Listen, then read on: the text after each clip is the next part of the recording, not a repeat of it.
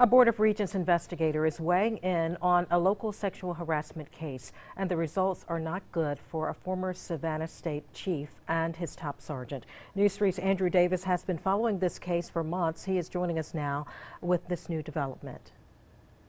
A preponderance of evidence sufficiently sexual in nature. Those are just some of the findings by the investigator into former Savannah State Police Chief James Barnwell and Sergeant Nathaniel Copeland. The claims by two women officers of sexual harassment, and in one case a detailed and disturbing alleged sexual assault. Let me put a baby in your stomach. That's just one of the illicit texts sent from Nathaniel Copeland's phone to a subordinate officer at Savannah State. All detailed in dozens of pages from a Board of Regents investigator into months of apparent sexual harassment of two female officers by both Copeland and his chief, James Barnwell. This investigator detailed claims from both, which ranged from touching one woman's thighs multiple times to questions about, quote, how many orgasms she's had back to back, to text messages about feeling freaky and asking for a lap dance.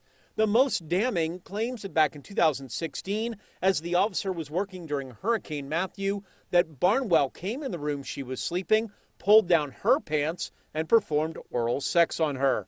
She says even though she continued to shake her head and verbally said no, he then allegedly put his hands into his own pants, grabbed his genitals, and attempted to penetrate her. She said this happened not once, but 2 consecutive nights. Barnwell and Copeland both denied all the women's claims of harassment and retaliation for not sleeping with the men. Copeland even said he treated both like daughters and never expressed any sexual interest in them. Barnwell said after 32 years with Savannah Police, he wouldn't, quote, lose his mind after just a few months with Savannah State. The female officer's attorney says the two men were just using their own positions for their gain. Power and control.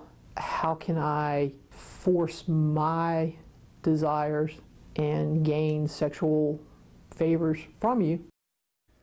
Now, the investigator couldn't find anyone who could back the claim of the sexually assault directly. The witnesses that she did speak to and the other allegations were enough to say that Barnwell violated the school's sexual harassment policy. Chief Barnwell was fired back in May. Copeland resigned in lieu of termination in August. And lawsuits from both female officers are still possible against both Barnwell and Copeland and Savannah State. Andrew Davis, WSAV News 3.